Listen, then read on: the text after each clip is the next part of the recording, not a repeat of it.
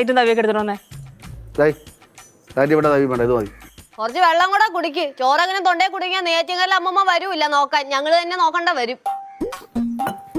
എപ്പം വെള്ളം കുടിക്കണം, എപ്പം വെള്ളം കുടിക്കണം, ഞാൻ തിരിമറിച്ചോളാം. നീ പറയേണ്ട ആവശ്യമൊന്നുമില്ല. എന്നിട്ട് വെള്ളം കുടിക്കാൻ പറഞ്ഞടുത്ത് കുടിച്ചല്ലോ. കണ്ടാ, ഞാൻ ഇതുപോലെ വെള്ളം കുടിച്ചാണ് ഈ പ്രശ്നം. മക്കളെ നീ കേട്ടാ, അച്ഛൻ വെള്ളം കുടിച്ചാണ് പ്രശ്നം.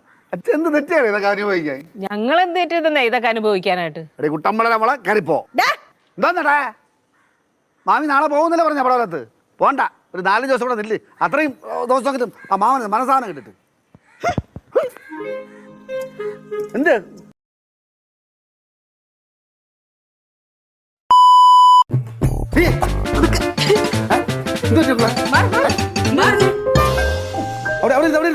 എന്തുപറ്റി?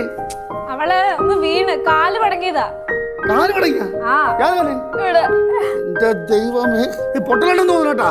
വേഗം നോക്കളെ, വണ്ടി പിടിച്ചോടാ.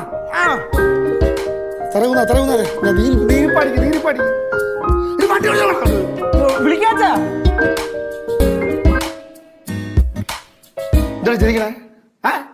അല്ല, അകത്തേക്ക് കയറില്ല എന്ന് പറഞ്ഞ ആൾക്കാർ അകത്ത് വന്ന് ഇങ്ങനെ നിക്കണ്ടിട്ട് ചിരിച്ചു. പിന്നെ എന്റെ കൊച്ചിന്റെ നിലവിളി കേട്ടാ ഞാൻ ചേച്ചിക്ക് ഒരു കുഴപ്പമില്ല. നമ്മളെ അച്ഛനെ അകത്തേറ്റുള്ള നമ്പര് പറ്റിച്ചായിരുന്നല്ലേ? ഇപ്പൊ വീണില്ല. ശരി കേട്ടാ, നിനക്ക് കുട്ടികളി കളിക്കാണല്ലോ ഞാൻ. എന്നാ കുട്ടിക്കളി അല്ലാത്തൊരു കാര്യം പറയട്ടെ. ഇത്രയും നേരമായിട്ട് അവള് പച്ച വെള്ളം പോലും കുടിച്ചിട്ടില്ല. ഇത്രയും സമയമായിട്ട് അവള് വെള്ളം കുടിക്കോ ഭക്ഷണം കഴിക്കോ ഒന്നും ചെയ്തിട്ടില്ല. അച്ഛൻ കഴിക്കാതെ അവള് കഴിക്കില്ല എന്നും പറഞ്ഞ് വാശി പിടിച്ചിരിക്കുക. അതെന്തെന്നാ അച്ഛൻ പുറത്തിരിക്കുമ്പോ ഞാൻ എങ്ങനെ കഴിക്കട്ടെ? അച്ഛൻ കഴിച്ചിട്ടില്ല, കുടിച്ചിട്ടില്ല. പിന്നെ എനിക്ക് സമാധാനത്തോടെ കഴിക്കാനും കുടിക്കാനും പറ്റൂ? അപ്പൊ ഇതൊന്നും കഴിച്ചില്ല മകള്? ആരോടാ? ഓ എന്റെ പൊന്നെ മക്കളെ, അച്ഛൻ പുറത്തിരുന്ന് കഴിക്കണം നീ കണ്ടില്ലേ? അപ്പൊ നിനക്ക് അകത്തിരുന്ന് കഴിച്ചൂടെ? അപ്പോഴും അച്ഛൻ പുറത്തേനല്ലേ ഇരിക്കണത് വെയിലൊക്കെ കൊണ്ട്?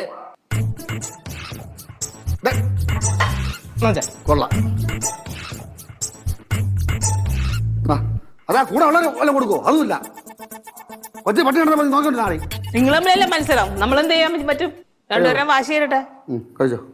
അച്ഛൻ ഇടയ്ക്ക് വല്ലതൊക്കെ പറയും, കുഴിപ്പള്ളത്തോ അവിടെ പോ ഇവിടെ പോകുന്നൊക്കെ പറയും. എൻ്റെ പൊന്നോക്കളെ ഞാനൊരു കാര്യം പറയാം. പറ്റിക്കാനാണെങ്കിൽ ഇങ്ങനെ കിടന്ന് നിലവിളിക്കലട്ടോ. അച്ഛനെ നെഞ്ചു പടഞ്ഞു പോയി. അപ്പൊ സ്നേഹമുണ്ട്. പിന്നെ സ്നേഹമല്ലാതെ ദേഷ്യം വരും വല്ലതൊക്കെ വിളിച്ച് പറയണമെന്നല്ലാതെ കഴിക്കും. അതെ